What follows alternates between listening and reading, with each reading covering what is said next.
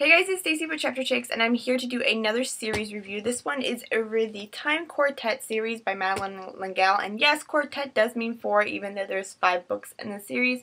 I think they later changed it, but people have just come to know it as the Time Quartet series, so that's what I'm going to call it. As you can see, 3 books into this series, the publishing company, for some reason, just decides to change the complete look of the series, so they don't even match. There is many editions in this series, so make sure you research the editions and research every single book to make sure they match, because you do not want to have this happen to you. I was so disappointed in this because, it's just awful. Look at that, and I hate these covers. As for this series reviews go, I'm going to basically just give a brief snippet of each book, my thoughts on it, and then move on. Since I just finished the last book in the series is the one that I'm going to focus on. So if you have not read this series, I think it's safe to say that you can watch the whole thing, especially with this one, because the way this series works is it follows a family. Some of the books follow different family members. It mostly follows 2 characters of Meg and Charles Wallace and different adventures that they go on. And then the other books have to do with other family members. So it follows the Murray family, and the element in this series is basically science meets high fantasy.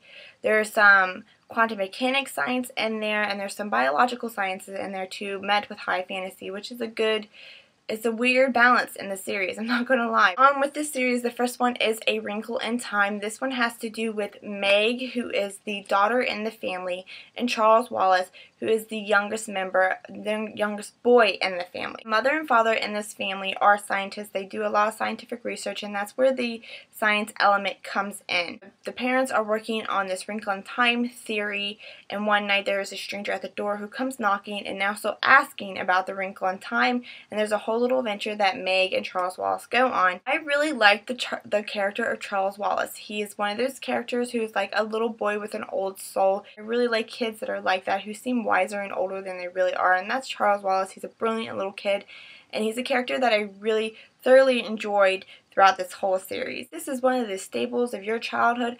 I'm sorry that I did not like this first one. Please don't take offense to what I'm saying in this one, but this is not a staple in my childhood, and it was my first time reading it. So this particular adventure, nothing else about the series, this particular adventure, rubbed me the wrong way. I thought it was creepy. I thought it was a little Twilight-y-ish. Not Twilight-y-ish, Vampire Bella Twilight-y-ish, like Twilight Zone Twilight-y-ish, just in case you missed that. Second one in the series is A Wind in the Door, and this involves the same family members, which is Meg and Charles Wallace. Charles Wallace was the driving force for me to read this, because I was so creeped out by the first one and so turned off by it that if it wasn't for Charles Wallace, I probably would not have picked up the second one in the series. This one is where the biological science comes in, which is something that I absolutely love with their mitochondria and the adventure that they went on, better than the first one. Like, Madeleine L'Engle's imagination knows no bounds, and I feel like the first one goes to the darker side of her imagination, and this one went back to the lighter side of her imagination. Like, it was a more light-hearted part of the series. Like this one a lot better than the first one. So this one got bumped up for a decent for me, because I love the little adventure they went on. It did get slow at times, and I think I was still a little skeptical after reading the first one, but yeah, I enjoy this one so much more than the first one. With the third one, which is the Swiftly Tilting Planet, again, the main characters in this is Meg and Charles Wallace, but Charles Wallace is older now. He's 15 now, and Meg is off doing other things. I'm not going to tell you because, again, I don't want to spoil. So she doesn't really go on the adventure, but there's still connection to where she can communicate with Charles Wallace. So she's still there in the story, but she doesn't really go on the adventure. So in this one, I think the biggest villain actually comes into play. There is a dictator that they have to take out of power, which is Mad Dog, so they then have to go on a little adventure to do that. And yes, there is some new characters involved in this story that I really liked, but again, sometimes it just got a little slow. It's the third book in the series, but it didn't disappoint like I thought maybe the third book would, so it still just got a decent from me. On to the fourth one, which is Many Waters, and this one involves the twins in the family, which is Sandy and Denise. This one by far was my favorite in the entire series. Amazing. It was high fantasy adventure with science thrown in there. There's some biblical references thrown in there. I don't think that's too much of a spoiler, but I absolutely loved it. Perfect example of Madeleine L'Engle imagination and how far it can really go. It was just a fun adventure that you got swept up in. What I was wanting from this series the entire time.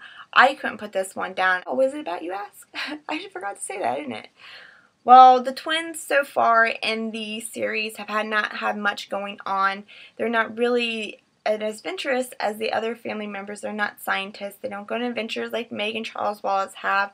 They were just mostly the twins who got in trouble and who were big on gardening. And one day during the winter, they go into their parents' lab and they mess with the computer, typing in just as a joke, "Take me someplace warm." Well, it does, and then they go on a whole little adventure with that. Fifth and final one in the series, and is an acceptable time. This one has to do with the next generation in the family. So the kids have grown up, they've moved on with their lives. Some of them even have kids of their own. One of them is Polly. I'm not going to tell you whose daughter she is. She has to spend the fall with her grandparents, which is the parents in the original one. And for some reason, all the adventures always happens around the house, which you'll find out in the series why the adventures always happen around the house. This one is heavy in quantum physics again, and Polly meets a boy named Zachary who is like a friend of hers, and he kind of goes on this adventure with her. What happens in this one, they're looking for hieroglyphic rocks around the farm that have to do with a certain time period, and that kind of plays into the adventure. And there's also time travel in this one, but I really did not like this installment in the series at all. I think I even liked it less than the first one. Even though the first one did creep me out a little bit, there was still a lot of elements in it that did intrigue me. The favorite characters in the family have moved on. It's the next generation. It's kind of a bummer to have the last book in the series not involve any of the characters that you have fallen in love with through the series. I thought that was a huge disappointment, even though they are mentioned briefly within the series or within the book. All these adventures that all the family members have gone on, they've always been high fantasy, high adventure.